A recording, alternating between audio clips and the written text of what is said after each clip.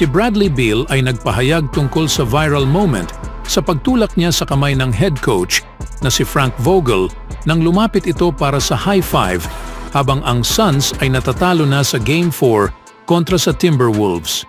Nilinaw ni Beal na hindi ito resulta sa masamang relasyon kay Vogel. Sinampal ko kamay niya, oo. Galit lang ako sa mga foul at alam kong papalitan na ako. Wala itong kinalaman sa coach. Pasensya na. Mukhang masama ngayon. Mas galit ako sa sarili ko at sa foul trouble.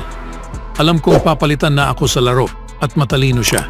Wala itong galit sa coach. Malinaw na tinanggap ni Beal ang responsibilidad para sa sitwasyong iyon nang hindi binabanggit si Vogel. Kaya tila totoo ang sinasabi nito. Mahirap sukatin ang damdamin ng mga players ng Suns patungo sa kanilang head coach sa ngayon. Iniisip ng team na tanggalin si Vogel ngunit mahihirapan na sila sa kanilang magsisimulang off-season para suriin ang lahat ng mga coaching candidates. Binigyan si Vogel ng kontrata na may 5 taon na nagkakahalaga ng $31 million noong nakaraang summer, kaya magdudulot ito ng malaking pinansyal na gastos para sa Phoenix na kanselahin ang kanyang kontrata at kumuha ng bagong nangungunang kandidato. Si Frank Vogel ay nawalan na ng suporta sa Suns locker room. Halos ilang minuto matapos ang pagka-eliminate ng Phoenix Suns mula sa 2024 NBA playoffs, inilabas ng The Athletic ang isang detalyadong kwento na nagbibigay sa mga mambabasa ng isang silip sa kaguluhan na sumapi sa buong locker room ng Suns sa kasalukuyang season. Isa sa mga pangunahing katotohanan sa kwento ay ang nangyari sa pagitan ni Vogel sa locker room noong Abril sa isang laro laban sa Clippers kung saan ang Suns ay natalo sa 35-4 hole sa unang quarter. Sinigawan ni Vogel ang kanyang mga players na narinig sa labas ng room. Merong isang problema, hindi pinaniniwalaan. Nagpapakita sila ng mga palatandaan na nawalan sila ng tiwala sa kanilang coach. Isang player ay umano'y halos nagsimulang tumawa habang nag-aalburuto, habang lahat ng iba ay nag-roll sa kanilang mga mata. Ipinagpatuloy ito sa shoot-around kinabukasan sa Los Angeles. Pinagsasabihan ng masama ni Vogel ang mga Suns bago ang laro na panalo kontra sa Clippers. Ang pagsabog ni Vogel ay nag-iwan sa mga players na nagro-roll sa kanilang mga mata. Mismong isang player ang nagpatuloy sa pagtawa. Ito ay hindi isang magandang indikasyon para kay Vogel kung balak niyang panatilihin ang kanyang trabaho sa Phoenix. Iniulat na pinagkakatiwalaan siya ni Matt Ishbia, na kilala sa lahat bilang ang huling nagpapasya para sa franchise. Kung patuloy na ipagkakatiwala ni Ishbia si Vogel, malamang na magkakaroon siya ng isa pang pagkakataon na gawing contender ang team sa susunod na season. Kailangan baguhin ang roster para bigyan si Vogel ng mga tao na kailangan niya upang makabuo ng isang sistema na karamihan ay isang rim-protecting center at isang point guard na kayang mag-facilitate para sa mga offensive talent sa roster na ito. Sa ibang balita naman, ang pangalawang season ng Los Angeles Lakers head coach na si Darvin Ham sa pamumuno ay natapos tulad sa unang season na may pagkatalo sa kamay ng Denver Nuggets. Sa kanyang post-game press conference pagkatapos ng Game 5, tinanong si Ham kung paano niya maipapaliwanag ang kanyang 2 season bilang head coach kung saan siya ay sumalang sa maraming pagsusuri. Mahirap ang isip ko ay magulo ngayon. Iyan ay isang magandang tanong, pero baka sa ibang pagkakataon ay magbibigay ako sa iyo ng sagot, sabi ni Ham. Ito ay impyernong napakalaking 2 taon. Bagaman, sasabihin ko sa iyo ito habang hawak ang upuan. Napakalaking 2 taon. Maraming magandang bagay na nangyari, ngunit sa huli, nais mong manalo sa pinakamataas na premyo. Ang termino ni Ham bilang head coach ay medyo kakaiba. Ang run sa Western Conference Finals noong nakaraang taon ay medyo impresibo. Gayon din ang tagumpay sa inaugural na NBA in-season tournament noong 2023. Sa kabilang banda, ang Lakers ay nagtapos lamang na may 43-39 record sa kanyang unang season at 47-35 ngayong season. Kailangan nilang dumaan sa NBA play-in tournament para makapasok sa playoffs.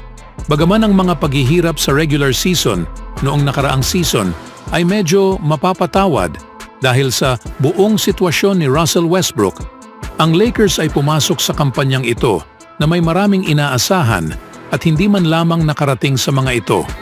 Ang pagka-eliminate sa unang round pa nga, kahit na ito ay mula sa Nuggets, ay medyo nakakadismaya rin.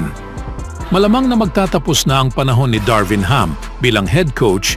Sinabi ni Ham na napakalaking 2 taon na nakaupo sa upuan na iyon at tila malamang na iyon na ang lahat ng oras na makukuha niya sa Lakers.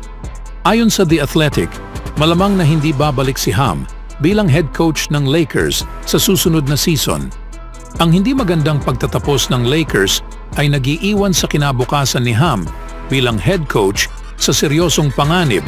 Sinabi ng maraming liga at mga source ng team sa The Athletic na may ilang stakeholders na nagpapahiwatig na napakaliit na siya'y babalik. Ang plano ay suriin ang lahat ng mga pagkakamali sa darating na mga araw bago gumawa ng final decision. Noong 2022, pumirma si Ham ng 4 na taong deal sa halagang $5 million deal per season. Kaya ang team ay mag-a-assume sa natitirang bahagi sa kanyang deal kung siya ay sisantihin.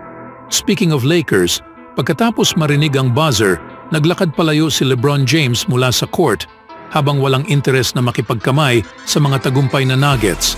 Ang pagkamay pagkatapos ng isang serye ay isang tradisyon sa NBA at nakakalungkot na hindi pinansin ito ni LeBron.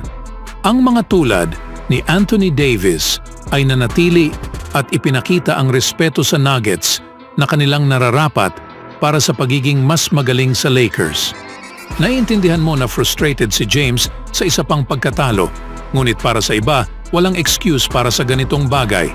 Ang Nuggets ay nanalo sa serye sa tamang paraan at kahit isang fierce competitor tulad niya ay dapat na ginawa ang pagkamayan man lamang. Pinakita ni Kevin Durant noong Lunes na maaari ka pa ring makipagkamayan sa isang team kahit natanggap mo ang isang swept, tulad sa kanyang ginawa nang yakapin niya si Anthony Edwards.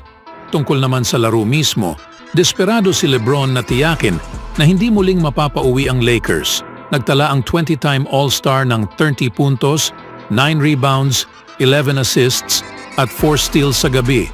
At siya ang pinakamahusay na manlalaro ng LA. Ito rin ay hindi na ang unang pagkakataon na nakita natin si James na gawin ang ganitong paraan sa mga nakaraang taon. Hindi rin nagkamay si LeBron sa Phoenix Suns pagkatapos sila ma-eliminate sa first round noong 2021.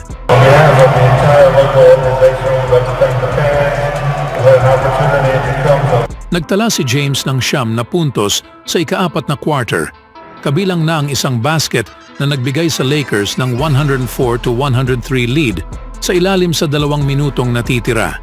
Nakuha rin ng 4-time MVP ang 2 huling free throws upang itabla ang laro sa 106. Ngunit pagkatapos ay naitala ni Jamal Murray ang kanyang pangalawang game winner sa seryeng ito upang tuluyang tanggalin ang Lakers. Anong masasabi niyo mga kaibigan? Always do it on my own, so I gotta get through it. And the only thing I know is to love what I'm doing. Never give up, never slow, till I finally prove it. Never listen to the no's, I just wanna keep moving. Keep my head up when I act, head up, that's a fact. Never looking back, I'ma keep myself on track.